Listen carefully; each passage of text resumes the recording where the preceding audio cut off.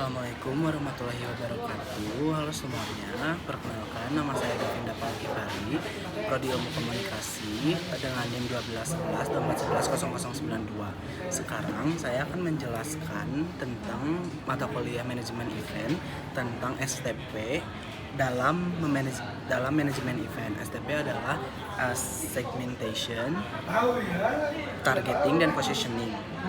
Oke.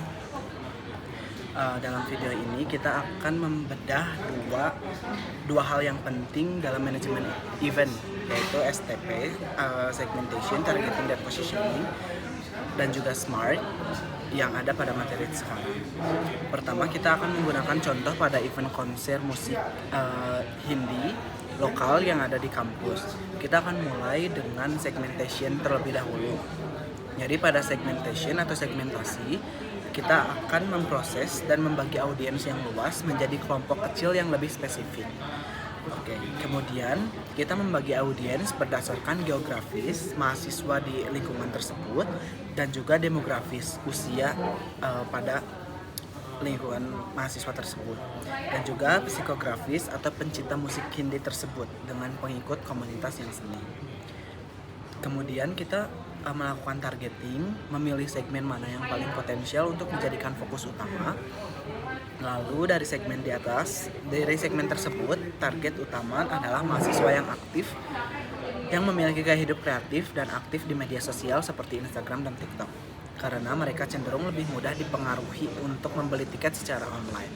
Dengan hal tersebut, targeting sangat efisien untuk dilakukan karena kebanyakan mahasiswa yang aktif pada media sosial lebih mengutamakan situasi dalam digital atau teknologi. Lalu ada positioning. Bagaimana kita ingin membuat event kita diingat, memorable oleh target audience kita, menciptakan cita yang unik dan ikonik, dengan contoh menampilkan event sebagai wadah apresiasi seni paling intim di kota tersebut, di kota Bandung spesifiknya, bukan sekedar konser besar, tetapi melainkan tempat di mana penonton bisa berinteraksi dekat dengan musisi. Oke, setelah STP, kita akan lanjut ke pengapresian SMART untuk target event. SMART sendiri terbagi menjadi spesifik, measurable, achievable, relevant, dan time bound. Yang pertama, kita ada di spesifik. Spesifik tersendiri adalah target yang harus jelas dan tidak ambigu untuk diimplementasikan kepada audiens, dengan cara mendatangkan peserta webinar dari kalangan mahasiswa tingkat akhir di seluruh Indonesia, jadi lebih spesifik.